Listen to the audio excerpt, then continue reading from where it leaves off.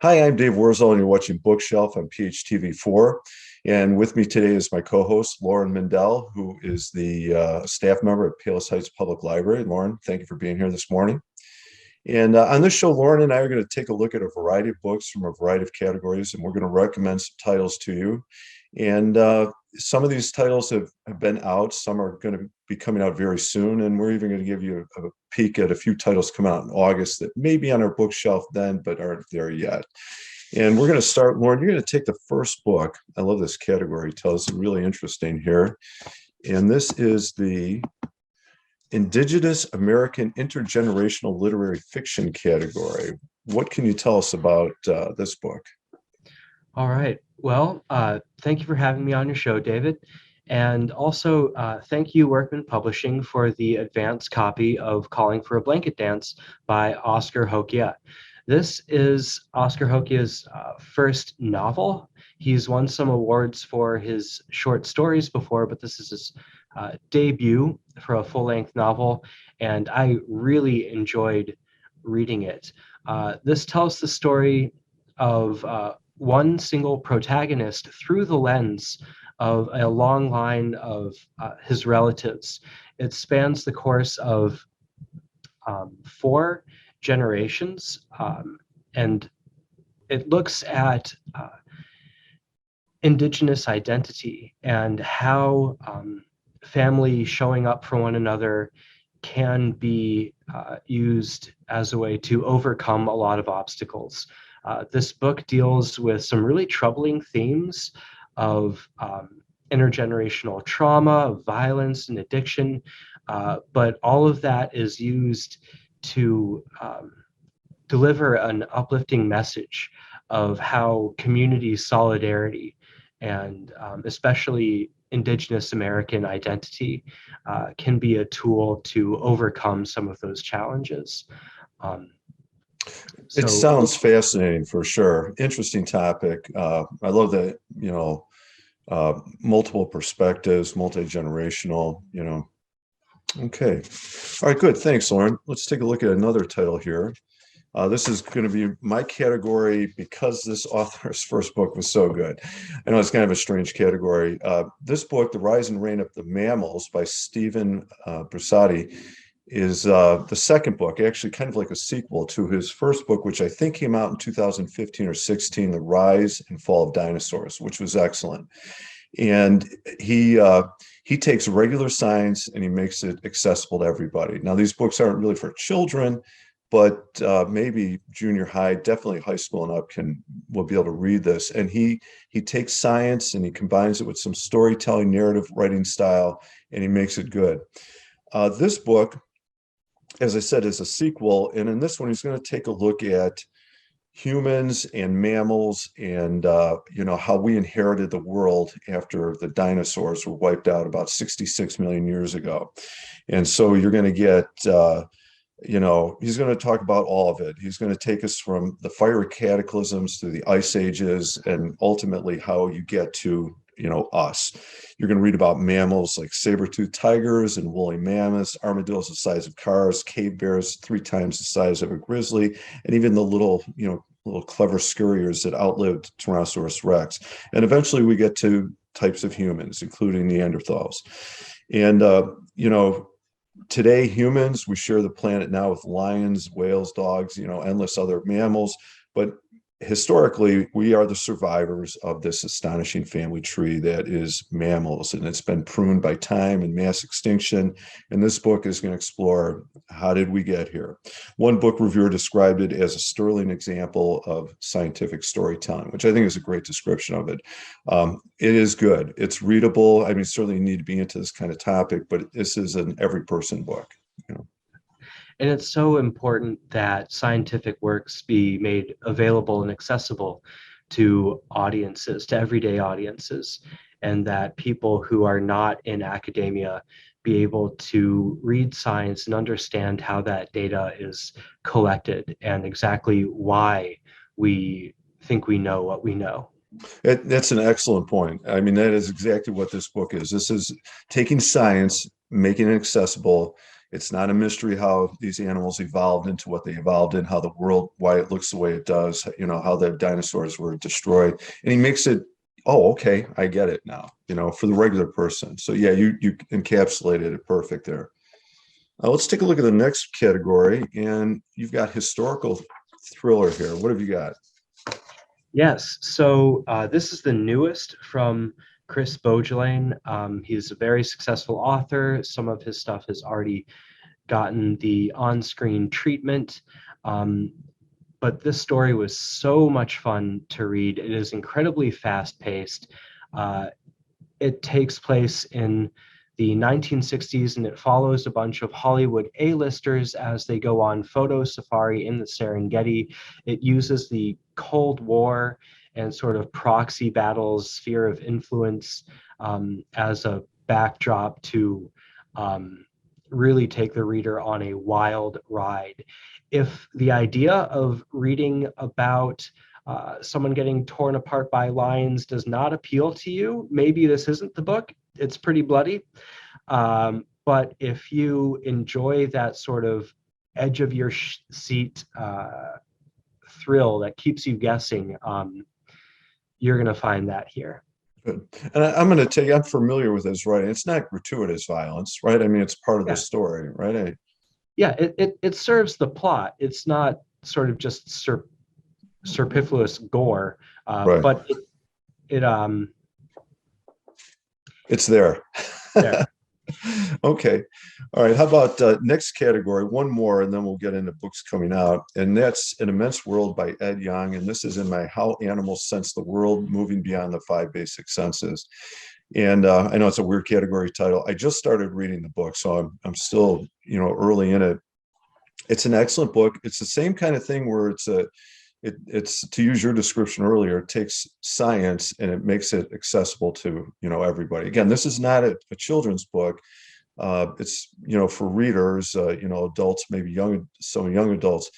You know, he's a Pulitzer Prize winning author. And to give you a quick example, he's going to explore how animals experience the world. And, you know, we talk about our senses and we have our five basic, but it goes way beyond that. And just as a premise for the story, and I'll leave it at that, he does, like, if hypothetically you could put like an elephant and a mouse and a snake and a bat and what else has he got in there? You know, a couple other animals and a human all in the same room. And then he talks about what they can see and smell and taste and feel and electromagnetic fields and all that stuff. And he goes into that in his book, and you'll get that in his book. Animals can sense things that we can't. They can see things we can't, but we can see and sense things they can't. The book is not about ranking. It's not about who's better. It's just all the incredible ways the world is experienced by different animals. And it's fascinating so far. I definitely recommend it. Very good book. All right, we're going to move to some July reads here, and you're going to start us off with a psychological thriller. All right, so Sarah Vaughan has had success. Some of her stuff also has made it onto the screen, but she comes at us this time with a psychological thriller that deals with the presentation that we put up for everyone else to see, and then what is going on behind the scenes. In this book, a politician is having her world ripped apart when that facade comes tumbling down when she gets involved in a murder mystery. So she's got a squeaky clean persona that she presents to her constituents and members of the general public, but then also a lot of familial strife and behind the scenes drama. It's very suspenseful, and if you enjoy these themes of, you know, what we present outwardly and how that contrasts with what's going on behind the scenes, that stuff is magnified times 100 in this boiler of a thriller. Good. Sounds good. And it sounds like a classic summer read too, you know that. All right, let's take a look at another book here, historical fiction biography. This is definitely my category. I love historical fiction. This book is about Joan of Arc. Joan, a novel of Joan of Arc by Catherine Chen.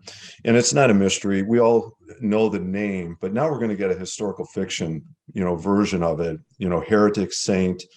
Um, it's the epic life story of Joan of Arc. It's 1412. France is at war. They're losing against England. The country, people are starving. The king's in hiding. I mean, we've got chaos. And now a teenage girl shows up, turns the tide of the battle, leads the French to victory. And we get this unlikely hero whose, story has been around for hundreds of years now. And I think that's what I like best about it. She's, as one book reviewer describes it, her character is transformed into a flesh and blood, young woman who's reckless, steel-willed, brilliant. The novel is meticulously researched, and it's described as a sweeping narrative of her life. So I love historical fiction, and certainly her life lends itself to that. This is definitely a book I'm looking forward to. All right, now we're going to move to, I love this category, dark academia. What have you got, Warren?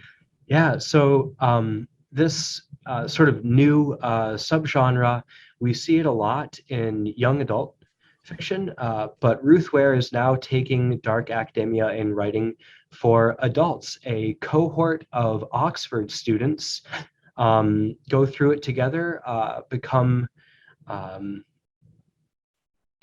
graduate, go out into their field.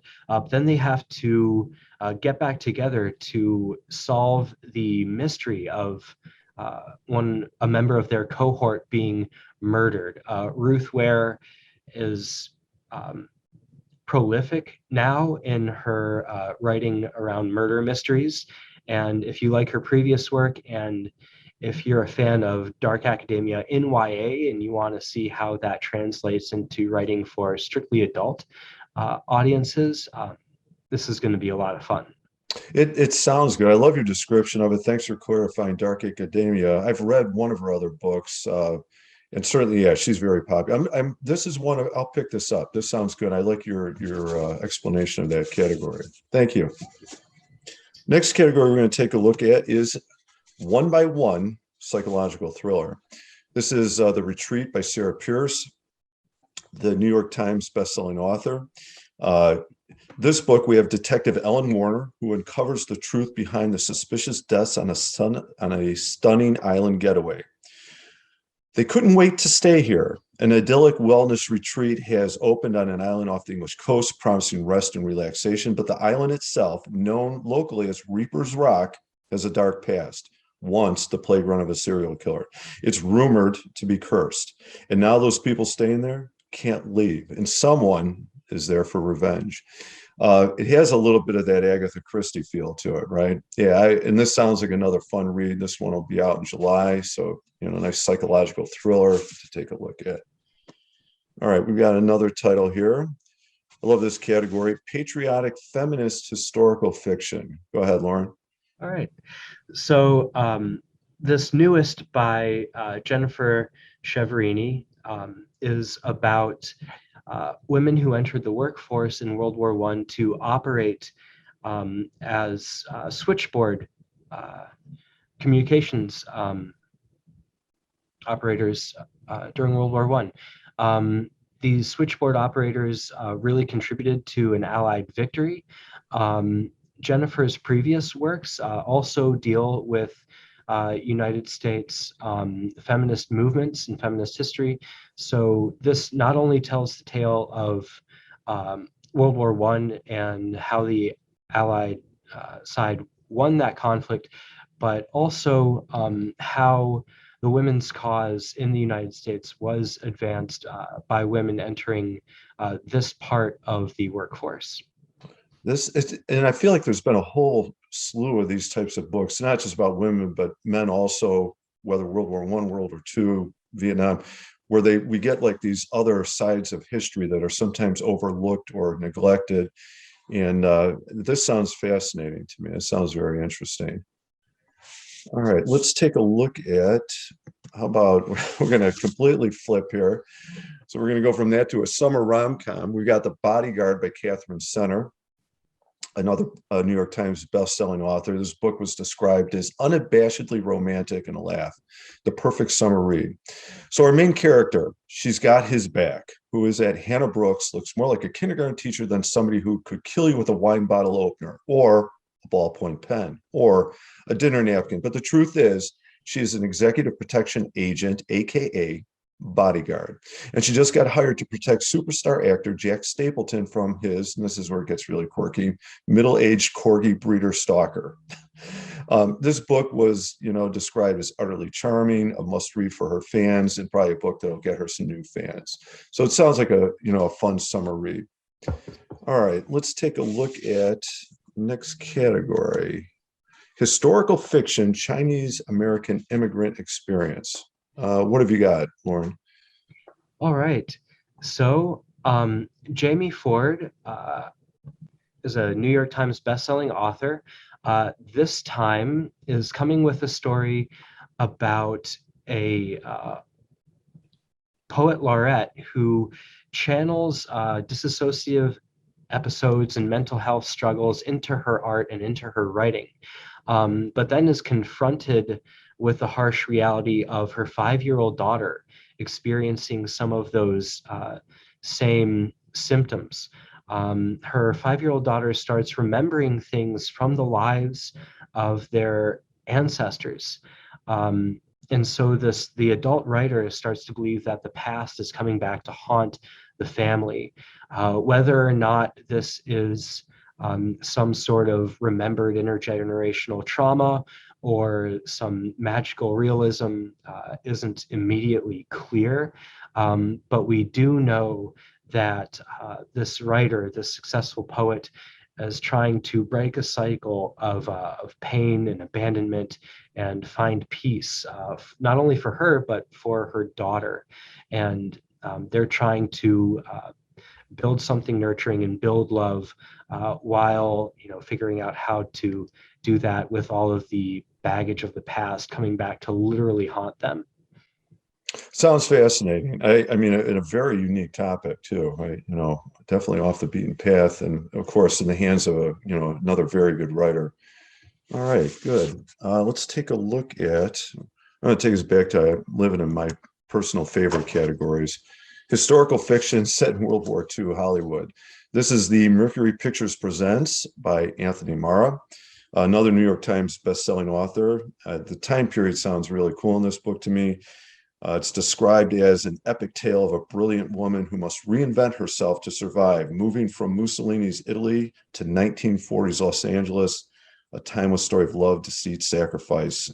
To me, just leaving Italy, moving to Hollywood, 1940s, it works. And in this book, she's basically trying to outrun her past.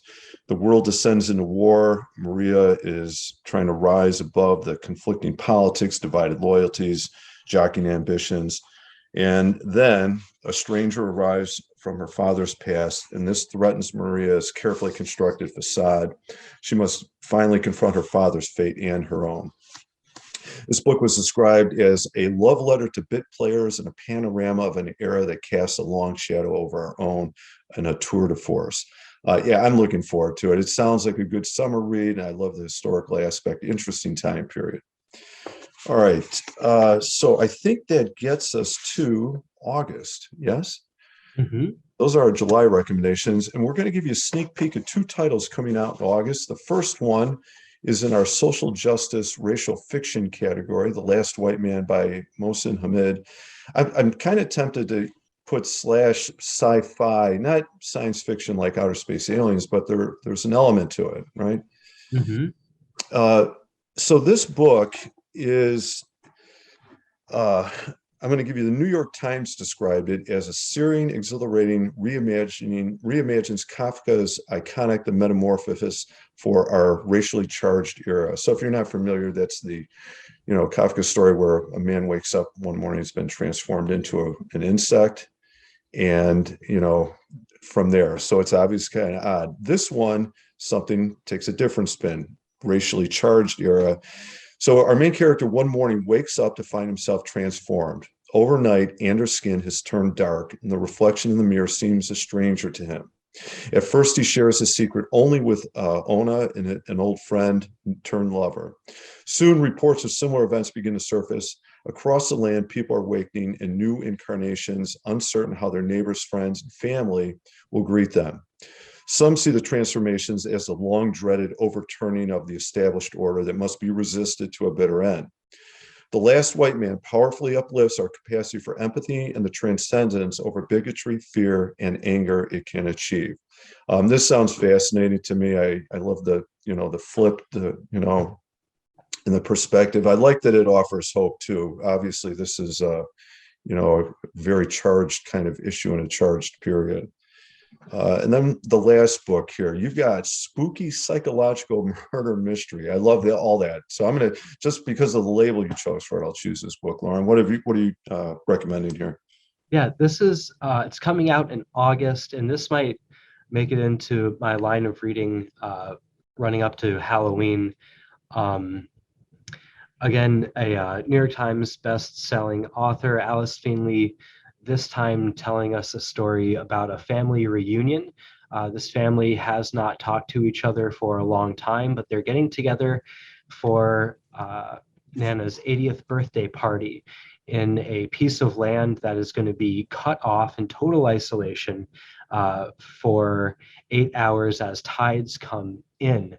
There are skeletons in closets, multiple skeletons, multiple closets.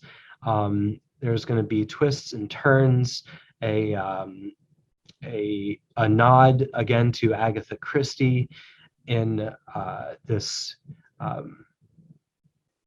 thriller. Island isolation type thing. Yeah, it has that, and then there were none feel to it for sure. 10 Little Indians. Yeah. Yeah. Okay.